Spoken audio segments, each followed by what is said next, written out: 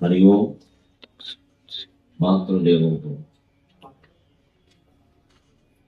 Doctor అవ్వడమే అంత కష్టమైనప్పుడు, అంత అంకిత భావం ఉండాల్సి వచ్చినప్పుడు కొన్ని పదుల మందో వందల మందో డాక్టర్లకు ఉపాధి కల్పిస్తూ వాళ్ళ యొక్క సేవాభావాన్ని, వాళ్ళ యొక్క ప్రతిభని, నైపుణ్యాన్ని ప్రజలకు వినియోగించేలా చేస్తూ తాను నాయకుడై సేవాభావంతో నడిపించడం సామాన్యమైన విషయం కాదు. అందుకు రాము గారిని, వారి శ్రీమతిని కూడా మనం అడగలేదు.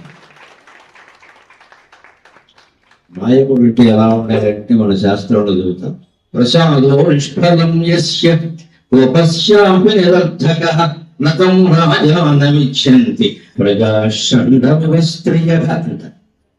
ఒక నాయకుడు అంటే సంస్థకైనా, ఒక రాష్ట్రానికైనా, దేశానికైనా, ఏ దేనికైనా నాయకుడు అంటే ఎలా ఉండాలంటే ఆయన ఆగ్రహించిన పని జరగాలి, అనుగ్రహించిన పని జరగాలి.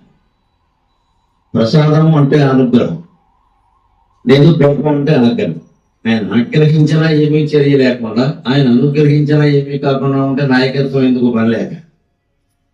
కానీ రాము గారికి ఆగ్రహం విషయం నాకు తెలియదు, ఉద్యోగులు కావాలో తెలియాలి. కానీ నేను ఎప్పుడు చూడలేదు, వినలేదు. ఆయనకి ఎప్పుడు అనుగ్రహమే తెలుసు, అంతే. అందరూ నాయకత్వం, ఉద్యోగుల్ని బాగా చూసుకుంటేనే ఏ సంస్థ అయినా బాగుంటుందన్న విషయం రాము గారి దంపతులకు చాలా బాగా తెలుసు. అందుకే ఇక్కడ వైద్యుల్ని, సిబ్బందిని, అందరినీ బాగా చూసుకుంటారు. అందుకే ఆయన చెప్పినట్టుగా ఆ అవార్డు వారు ఒక్కరిది కాదు, మేనేజ్మెంట్ దగ్గర నుంచి మంచినీళ్లు మోసేవాడు వరకు అందరికీ సంబంధించింది ఈ పురస్కారం. ఒక నాయకుడు అంటే ఎప్పుడు, ఇటీవల మహానుభావుడు రతన్ టాటా చెబుతాడు, వ్యాపార రంగంలో, సేవా రంగంలో అంతకు మించిన వాడు ఒక నాయకుడు అంటే ఏమిటో ఆయన చెప్తాడు. ఒక నాయకుడు అంటే తన ఇష్టాల ప్రకారం అందరినీ నడిపించేవాడు కాదు, మెజారిటీ అభిప్రాయాల్ని గౌరవించేవాడే నాయకుడు అంట. మెజారిటీ అభిప్రాయాల్ని గౌరవించేవాడు నాయకుడు. ఆ మెజారిటీ అభిప్రాయాలను గౌరవిస్తూ ప్రసిద్ధులైనటువంటి వైద్యులు, ఎంతో జాతీయంగా అంతర్జాతీయంగా ప్రసిద్ధులైన వారు, బిఎస్ఆర్ మూర్తి గారు లాంటి వారు, ఆనంద్ గారు లాంటి వారు, ఇంకా ఇలాంటి వారు, అశోక్ లాంటి వారు, యువకులు అంతా దగ్గర ఉన్నప్పటికీ అందరినీ జాగ్రత్తగా, నైపుణ్యంతో వాళ్ళ అవసరాలు చూస్తూ నడిపిస్తూ మొత్తాన్ని చాలా శ్రద్ధగా నడిపిస్తూ ఉన్నారు. అందుకు ఈ అవార్డుకి వారు అన్ని విధాల అర్హులు, ధన్యులు. రెండోది ఇంకొక మాట, ఆయనతో తట్టుకుని ప్రశాంతంగా ఆయన బాధ్యతలు ఆయన చేయిస్తున్నందుకు ఆవిడ కూడా మనం నమస్కారం చేయాలి. ఇవాళ మేము వచ్చి కూర్చునేసరికి, ఆవిడ అక్కడ కనపడేసరికి మేము ఆవిడకి నమస్కారం చేశాం. మన శాస్త్రంలో ఏం చెబుతారంటే, మనం ఒక పని ఏదైనా చేయడానికి ఓ గంటలోనో 2 గంటలోనో ఇది పూర్తవ్వాలంటే చాలా ఆందోళన పడిపోతూ ఉంటాం.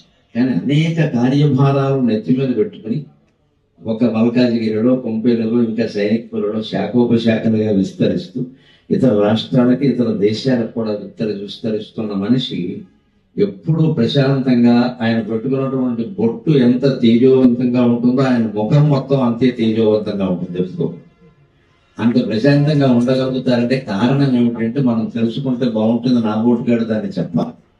కోతి సమర్థానాం కిం దూరం వ్యవసాయినాం కో విదేశ విద్యానాం తత్పర ప్రియవాదినాం.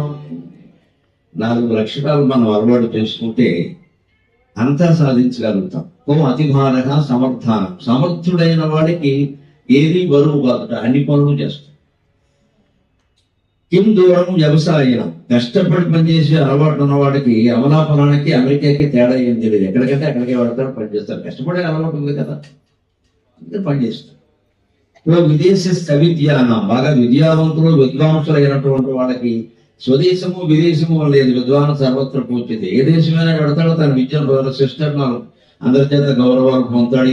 ఇది మా సొంతూరు కాదండి అని ఉండదు, అన్ని ఊళ్ళు సొంతూరే బాగుంటున్నాడు. తత్పర ప్రియవాదిన, ఇది మనం అందరం అలవాటు చేసుకోవాలి. ఎదుటి వాళ్ళకి ఇష్టం అయ్యేలా మాట్లాడగలిగిన వాళ్ళకి పరాయి వాడు అనేవాడు ఉన్నట్టు అంతా సొంతమైన మనుషులే. ఆయనకి ఇష్టంగా మాట్లాడడం అనేది బాగా అలవాటు.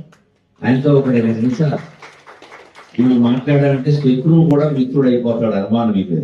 అందుకని ఆయన మాట్లాడే విధానం అలా ఉంటుంది. నువ్వు అది ఏం చేసావు, పక్కనట్టవయ్యా, నేను నీకు ఇది చేస్తున్నా, కానీ నీకేం కావాలో చూసుకోవట్లేదు. ఇంకా ఈ ఆసుపత్రిలో నేను విన్నటువంటిది ఆయన ముఖతః కాదు, ఉద్యోగుల ముఖతః కొన్ని సమాజంలో మనకి అల్పాదాయ వర్గాలు బాగా ఉన్నాయి. ఇది పేరు గొప్ప ఊరు దిబ్బ అన్నట్టుగా కొన్ని వృత్తులు వాళ్ళు ఎలా ఉంటారంటే లోకంలో ఏదో కృత్రిమ గౌరవం ఉంటుంది, వాళ్ళ దగ్గర డబ్బులు ఉన్నాయి.